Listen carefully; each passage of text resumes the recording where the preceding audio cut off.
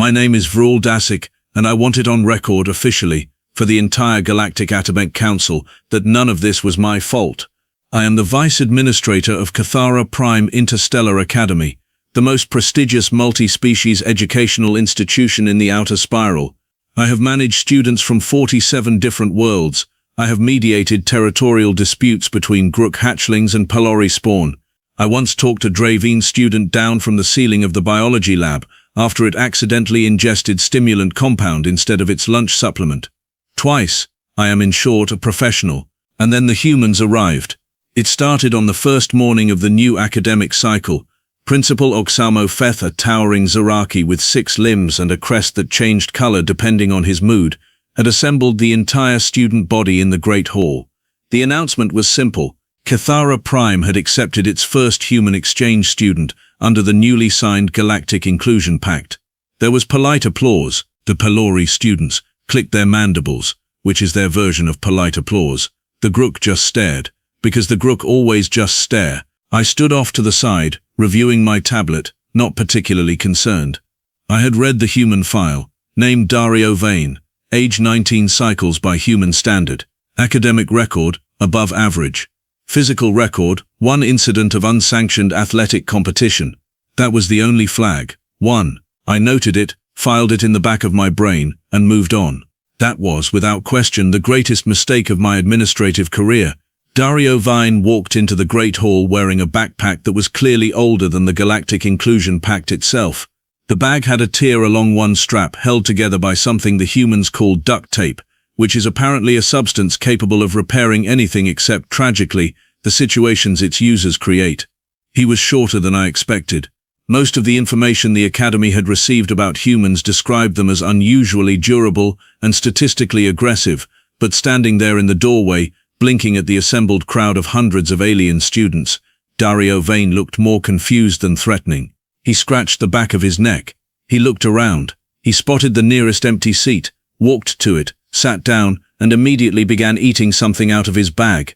During the welcome ceremony, during Principal Feth's opening address, the student sitting next to him, a Pelori named Vrool, leaned 3 body segments away in what I can only describe as deeply offended biological instinct. Dario glanced at Zika, offered what I later learned humans call a smile, held out whatever he was eating and said, and I quote, "You want some? It's trail mix." Vrool filed a formal complaint with my office before lunch. This was day 1. By the end of the first week, Dario Vane had accumulated 11 formal complaints, a warning from the cafeteria staff, 2 curious follow-up visits from students who had initially complained but apparently reconsidered, and 1 very heated note from Professor Grenda Vaz, who taught galactic history and had made the catastrophic decision to ask Dario about human conflict during an open lecture. I read the transcript of that lecture 3 times. I still cannot decide if Dario was being truthful or if humans simply have no concept of how alarming their own history sounds when described casually to alien students.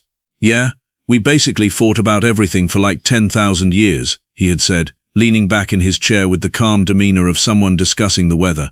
Territory, food, beliefs, one time just because a duke's cousin got shot at a dinner, wild stuff. Professor Vaz had taken a medical leave the following day. She said it was for digestive reasons. I did not push the subject. By the 3rd week, something shifted. I noticed it first in the lunch rotation. Dario had started sitting with a group. Not because he had aggressively networked or strategically inserted himself into any social structure. He had simply sat down wherever there was space, consistently, every day, with the kind of total social fearlessness that most galactic species spend years in therapy trying to develop.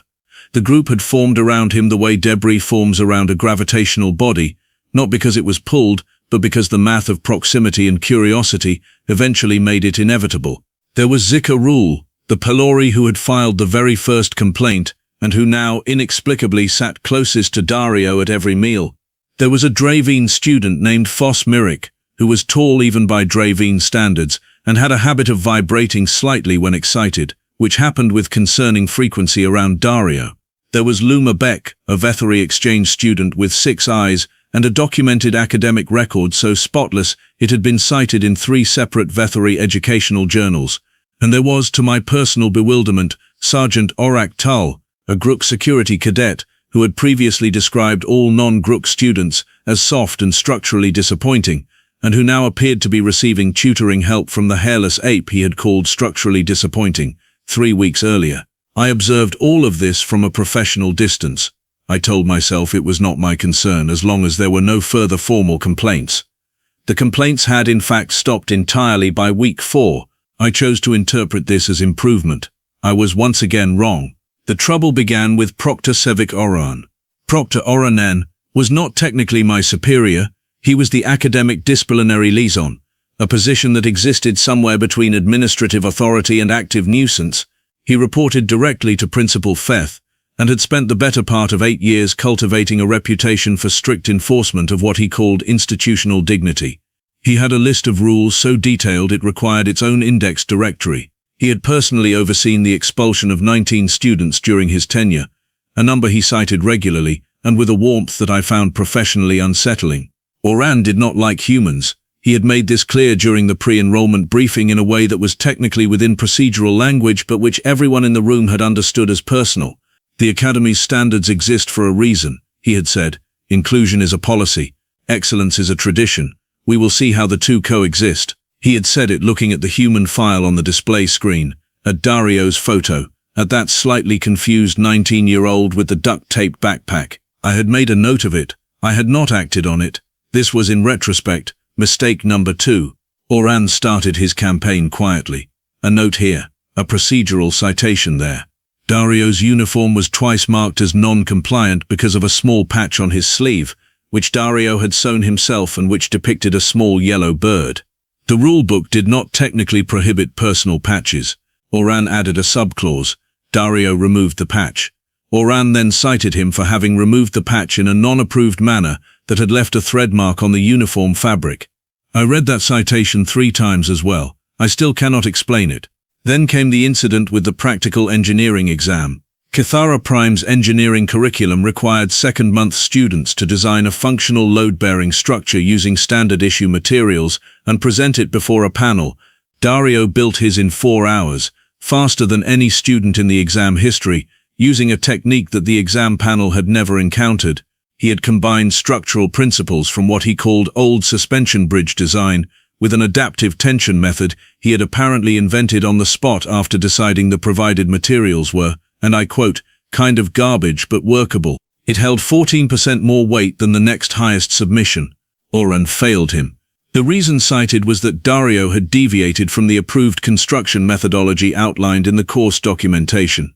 This was technically accurate. It was also, in the opinion of every engineering faculty member who reviewed it afterward, completely insane. But Oraan had the authority, the paperwork, and a detailed timeline of procedural justification that would have taken 3 administrative cycles to properly challenge. I saw Dario in the hallway after he received the grade notification. He was sitting on the floor outside the exam room, leaning against the wall, staring at his tablet. His group was around him. Zika was clicking quietly. Fosmirek was vibrating at a low frequency. Luma Beck had all 6 eyes narrowed in what I recognized as Vethary calculated fury. Orak Tull was simply standing with his arms crossed, radiating the kind of silent judgment that only Gruk can sustain indefinitely, without visible effort. Dario looked up, saw me passing, and said, "Hey Vice Administrator Vrool, quick question. Is there an appeals process?" I said yes. I told him how to file one. I told him it typically took 2 to 4 administrative cycles to process. He nodded slowly. "Right, okay, thanks." He looked back at his tablet. Then he said quietly, "I built something good. I know I built something good." I walked away. I told myself it was not my place to intervene further. I am very good at telling myself things. The appeal was filed correctly, completely, within the hour. I know because I received a copy. Every citation was addressed. Every technical deviation was explained with citations from 3 separate engineering theory texts that Dario had apparently sourced and read overnight. The appeal was thorough, precise, and genuinely impressive. Oraan rejected it in 40 minutes. The rejection cited ongoing concerns about student conduct and academic integration, and attached a new compilation of every minor infraction Dario had accumulated since arriving, including the thread mark on the uniform fabric. At the bottom of the document, almost as a footnote, was the phrase, "Given the cumulative record, The disciplinary office recommends a formal review for potential expulsion proceedings. Expulsion, for building a bridge too well. I sat in my office and stared at that document for a very long time. Then I did what I always do when Oraan makes a move like this. I forwarded it to Principal Feth's office, with a note flagging the escalation and requesting guidance, and then I waited, because that is what vice administrators do. We flag, we document, we wait. What I did not know, what I had absolutely no way of predicting, was that while I was waiting, Dario Vane had been summoned directly to Principal Feth's office for a preliminary expulsion meeting that Oraan had scheduled without notifying me. By the time I found out about the meeting, it had already been going for 20 minutes.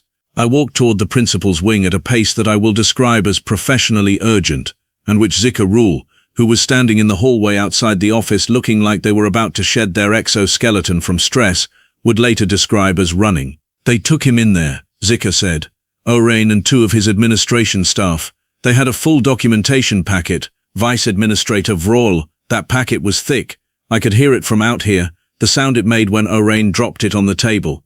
That is a normal administrative document, I said, with the confidence of someone who no longer believed their own words. It made a sound like a structural collapse, Zika said. I knocked and entered. The office was large. Principal Feth sat at the head of the table, his crest cycling through a yellow-orange that I recognized as uncomfortable neutrality. Oraan stood to the left, flanked by his 2 staff members, both of whom were holding tablets with the expressions of people who had been told this would be simple and were starting to suspect otherwise. Dario Vane sat across from them, alone. No counsel, no support, no preparation. He still had the backpack. He had it in his lap. His posture was relaxed in the way that I was beginning to understand was not actually relaxed, but was instead the particular stillness that humans settle into when something underneath them has gone very quiet and very focused.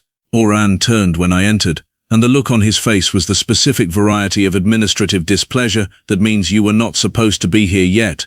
Vice Administrator Dassik, Principal Feth said, and his crest shifted slightly toward a more stabilized amber.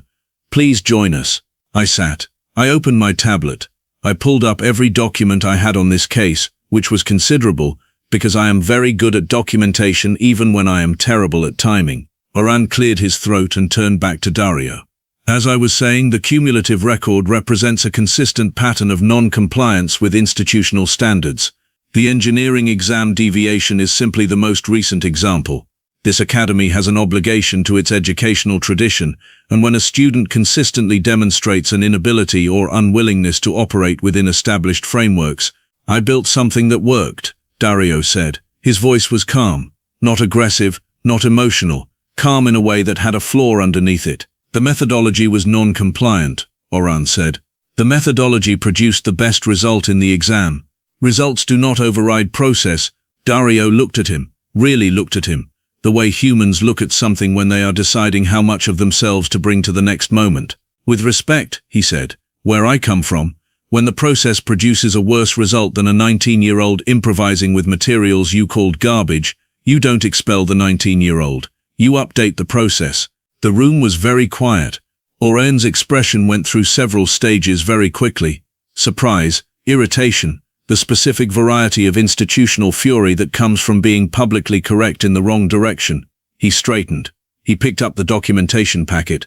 He set it on the table with a sound that was, genuinely, structurally significant. This student, he said, addressing Principal Feth directly now, has demonstrated repeated disregard for this institution's standards. The disciplinary office recommends immediate expulsion proceedings. The paperwork is complete, the case is documented, and frankly, Principal Feth, I see no reason to delay. Principal Feth's crest went fully yellow. He looked at me. I opened my mouth. And then something happened that was not in any administrative handbook I have ever read. Oraan's senior staff member, apparently deciding that the moment required additional dramatic emphasis, reached across the table to physically slide the documentation packet toward Principal Feth in a gesture meant to signal finality and authority. He knocked over Dario's water container in the process. The container hit the table edge. The lid was not secured. The water went directly onto Dario's lap, and more importantly, onto the backpack, the old taped-together, clearly meaningful backpack. There was a half-second of silence. Then Oraan's staff member said, with the nerve of someone who had already made too many decisions today, Perhaps the student should be more careful with personal items in a formal meeting. Dario looked down at the backpack, looked up, and something behind his eyes, that particular human stillness I mentioned, stopped being still. He stood up. I want to be very precise about what happened next, because I have given this account to the Galactic Academic Council, to 3 separate review committees, and once to a journalist from the Outer Spiral Bulletin, who absolutely did not believe me until I showed them the security footage. Dario Vane stood up, looked at Oraan's staff member with an expression that was not angry, not threatening, but simply completely done, and said, "That backpack belonged to my father. He carried it when he was my age. He gave it to me the day I left for this academy." He paused. "You owe me an apology." The staff member stared at him. Then, with the judgment of someone who had run out of good decisions hours ago, said, "I do not believe an apology is necessary." And Dario Vane nodded once, as if this was the answer he had expected. Then he punched the documentation packet. Not a person, the packet. He brought his right hand down on that massive stack of papers with a single focus strike that sent pages exploding across the table like a very bureaucratic grenade, scattered them across the floor, across Oraan, across both staff members, and left a dent in the table surface that I personally measured afterward at 0.5 centimeter. The room was silent for 4 full seconds. Principal Fethig's crest went completely white. Oraan had a page on his head. Dario picked up his backpack, checked it for damage, and sat back down. "I am still prepared," he said, perfectly calmly, "to discuss the appeal. My name is still Vrool Dassik, and I want it noted, again for the record, that I have filed more paperwork in the 2 weeks following that meeting than I have in the previous 4 years of my career combined." The page was still on Oraan's head when Principal Feth stood up. "I have worked under Oximo Feth for 11 years. I have seen him manage hatchling riots, interspecies academic disputes, and one particularly memorable incident involving a Dravine student and a malfunctioning gravity calibrator. In all that time, I had never seen his crest go fully white. White, in Zaraki biology, is the color of a situation that has exceeded all prepared responses. It is the cognitive equivalent of a loading screen. It means the brain is working, but the body has temporarily decided not to participate.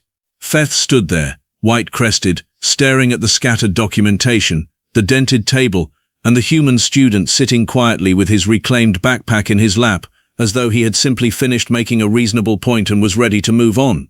Oraan removed the page from his head with the careful, deliberate motion of someone deciding whether to be furious or simply never speak of this moment again. He chose furious. "Principal Feth," he said, and his voice had the specific tone of a person who had been saving a particular speech for exactly this kind of moment. "This student has just committed a direct act of physical aggression within an official disciplinary proceeding. This is not ambiguous. This is not a documentation question. This is grounds for immediate removal, and I will personally ensure that this institution faces a review hearing if proper procedure is not followed right now." Feth's crest moved. It cycled slowly from white toward a deep, complicated blue that I recognized as deliberate thought with a strong undercurrent of wanting everyone in this room to stop talking for 30 consecutive seconds. Dario raised his hand. Oraan stared at him. "You do not have the floor." "I punched a stack of papers," Dario said. "Not a person, not school property. Technically, since the packet was filed under the disciplinary office's operational budget, which means it belongs to the disciplinary office, not the academy. I checked the property classification codes this morning." He tilted his head. "Also, the table is dented, and I am genuinely sorry about that. I will pay for it." I looked at my tablet. I pulled up the property classification codes. I hate that he was right about the packet. Oraan turned to me with an expression that communicated, clearly and without words, that he considered my presence in this room to be personally offensive. "Vice Administrator Dassik, surely you are not going to sit there and allow this student to argue procedural technicalities after physically striking academy property." "The table," I said slowly, "is technically academy property, yes. Thank you. However," I continued, "because I had been building documentation on this case for 2 weeks and I was going to use it. The student has offered immediate restitution for the table, which under Disciplinary Guideline 14, subsection 6, shifts the classification from punishable destruction to accidental damage with remedy. Combined with the fact that no person was touched, threatened, or placed in physical danger, the legal threshold for aggression-based expulsion is not met." Oraan looked at me the way people look at someone who has just revealed they know exactly where the body is buried, and have for some time. Principal Feth's crest shifted toward amber. He sat back down. He looked at Dario. "Young man," he said, in the careful tone of someone choosing each word like they were diffusing something, "why did you hit the table?" Dario was quiet for a moment. Then he said, "Because he disrespected something that matters to me, and there was nothing in the rule book that covered it." He paused. "I know that was not the right call. I know it looked bad. But I have been here for 6 weeks, and I have followed every rule, appealed every unfair grade through the proper channels, and done everything the right way, and every time I did, someone moved the line." He looked at Oraan. Not with anger, with something much quieter, and honestly, much more unsettling. "I am not a project. I am not an experiment. I am a student who built a better bridge, and I would like to be graded on the bridge." The room was quiet again. Oraan straightened his jacket. "This is irrelevant sentiment," he said. "The conduct record stands. The expulsion recommendation stands. Principal Feth, I am requesting an immediate decision." Feth looked at Oraan. His crest had gone a very particular shade of deep amber that I had seen exactly twice in 11 years.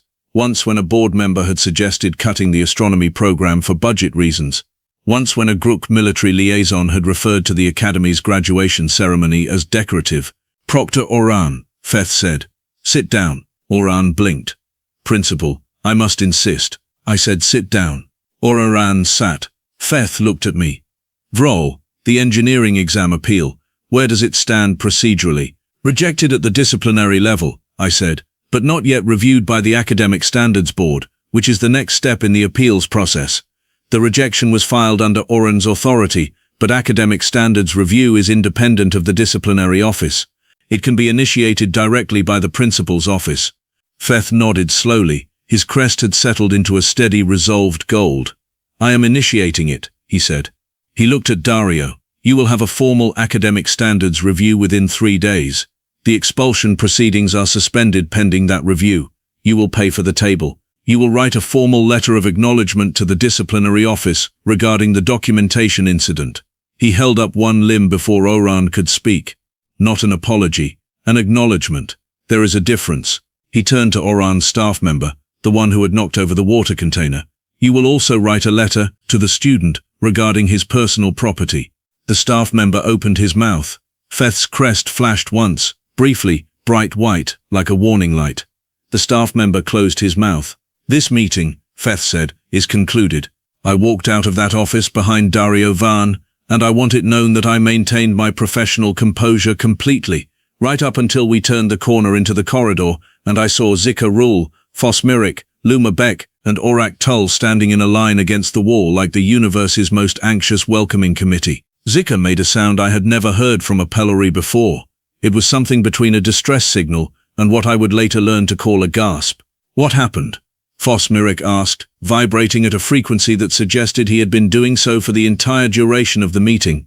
Dario looked at them. Then, with the absolute casualness of a species that had apparently been doing things like this for 10,000 years and considered it a Wednesday, he said, "It went okay. I have to pay for a table." Orak Tull looked at him for a long moment. Then the Gruk, who had previously described all non-Gruk students as structurally disappointing, and who had not, to my knowledge, expressed any sentiment toward any student that was not mild disdain, put one large hand briefly on Dario's shoulder. He said nothing. He did not need to. Among the Gruk, physical acknowledgement without accompanying speech is the highest available social currency. It is the Gruk equivalent of a standing ovation. Luma Beck, who had 6 eyes and academic credentials cited in 3 journals, said, "I already drafted a counter-brief for the academic standards review. It is 14 pages. I included annotated references." Dario stared at her. "You? Luma, when did you do that?" "While you were in the meeting," she said. "I had 60% of it done before you went in. I have been watching this situation develop for 2 weeks, Dario. I wanted to be prepared." There was a pause. Dario laughed. Not the polite social kind of laugh, the real kind, sudden and genuine, the kind that takes people off guard. "You are terrifying," he said, with what was clearly enormous affection. "Thank you." Zika clicked rapidly and warmly. Fosmirik vibrated. Orak Tull stood very still, which I had learned by that point was his version of smiling. I watched this little group of mismatched alien students close around one human boy with a duct-taped backpack and I felt something I had not felt in 11 years of administrative work. I did not immediately have a procedural category for it. I later decided it was probably hope, which is an uncomfortable thing for a vice administrator to feel because it has no documented filing system. The academic standards review happened in 2 days, not 3, because Luma Beck submitted her 14-page counter-brief to 3 separate board members simultaneously, with personalized cover notes that addressed each member's specific published academic interests. The board convened early, which I am told had never happened in the review board's history. The result, Dario's engineering exam grade was overturned. The pass was issued. The bridge technique was formally documented in the course curriculum files under the notation Student-Originated Methodology, Cycle 42. Oraan's rejection was struck from the record. Oraan filed a formal protest. The board reviewed it for approximately 40 minutes and returned a response that in academic language translated roughly to, "We appreciate your input and have noted it in the relevant file." This is the academic equivalent of being patted on the head and pointed toward the exit. 2 days after that, something happened that I genuinely had not anticipated, which was becoming a pattern in my professional life since Dario Vane arrived. The Galactic Academic Council sent a representative. Her name was Sova Renk, a Vathori senior administrator, calm and precise, and carrying a satchel that contained, I was told, the most complete academic authority documentation in the outer spiral. She had been dispatched in response to what the council had internally flagged as irregular disciplinary proceedings involving the first enrolled human exchange student under the Galactic Inclusion Pact. Someone had sent them a report. I do not know who. I have my suspicions, and they have 6 eyes and a 14-page brief template ready to go at any moment.